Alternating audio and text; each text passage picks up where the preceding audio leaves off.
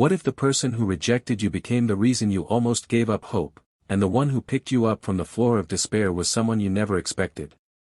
She walked into that café with trembling hands, hoping for love, only to be humiliated in front of strangers. But in that same place, fate sent her a man who didn't just see her scars, he saw her worth. And when he stood up, looked at everyone, and said, "I'll take her home," her life was never the same again. Stay with me till the end, because this isn't just a love story, it's a story of rejection, resilience, and the kind of love that heals what others break. Emma's heart was pounding as she checked her reflection in the café's glass door. Her mother had convinced her to go on this blind date, saying, "You deserve a chance at happiness, sweetheart. Not all men will look at your past." Past. That one word felt like a heavy stone on Emma's chest. She had been through heartbreaks, family struggles, and years of taking care of everyone except herself. Now at 28, she was finally ready to let someone in, if they would let her. She spotted her date quickly. Tall, well-dressed, scrolling through his phone. When she walked over, his eyes scanned her like she was a resume, not a woman. "You're Emma?" he asked flatly. "Yes," she replied with a nervous smile. "It's nice to meet you." But before she could even sit down, he shook his head. "I'm sorry, this isn't going to work. You're not really my type." Her face burned red as people nearby glanced their way. "We haven't even talked yet," Emma whispered. He leaned in, lowering his voice but sharpening his words like knives. "Look, I don't mean to be rude. But I was expecting someone, slimmer. And someone without so much baggage. Your friend mentioned you've been struggling financially, and I don't want that kind of responsibility." The words sliced through her chest. He stood, straightened his jacket, and left, without even finishing the coffee the waitress had just set down. Emma sat frozen, hands shaking, her throat tight. Around her, the café carried on as if nothing happened, but to her, the walls felt like they were closing in. Why did I even come?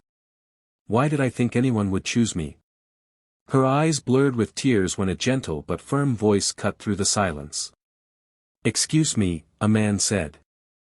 "Is this seat taken?" She looked up through wet lashes. A man stood there, broad-shouldered, with tired yet kind eyes. Next to him was a little boy, no older than 6, clutching his hand. The man smiled softly. "We couldn't help but notice what just happened. If it's all right, my son and I would love to sit with you." Emma blinked, confused. "Why?" The little boy answered first. "Because you look sad.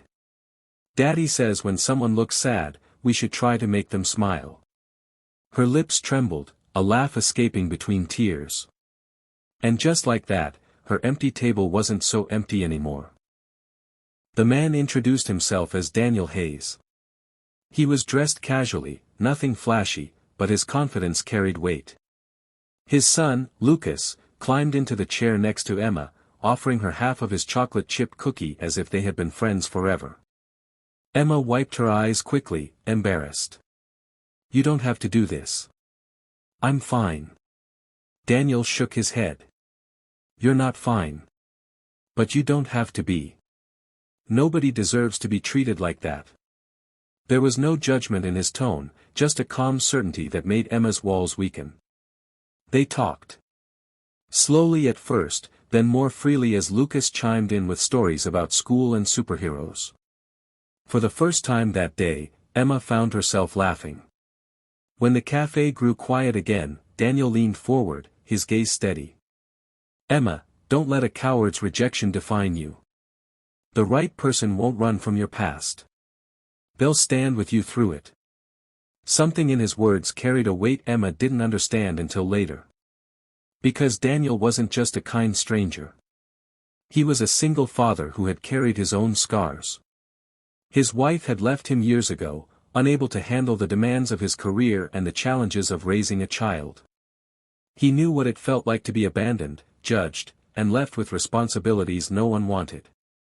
As they got up to leave, Emma insisted, "Thank you, for sitting with me.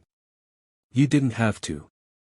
Daniel stopped, holding his son's hand, and looked at her with a seriousness that made her breath catch. Yes, I did, he said. You needed someone tonight. And I'll be honest, I don't know why, but I feel like I was supposed to be that someone. The little boy tugged at his father's sleeve. Daddy, can she come with us? Emma laughed awkwardly. That's sweet, but... Daniel interrupted gently, his eyes never leaving hers. He's right. I'll take you home. You don't deserve to walk away from this night alone. Emma's chest tightened. The words weren't romantic, they were protective, grounding, filled with a kind of care she hadn't felt in years. And in that moment, the girl who had walked into the café feeling like nothing, realized she had just met someone who saw her as everything. Can close, leaving space for future chapters of their growing bond, challenges, and eventual love. But as a two-chapter arc, it delivers rejection, rescue, emotional connection, and an inspiring message of self-worth and unexpected love.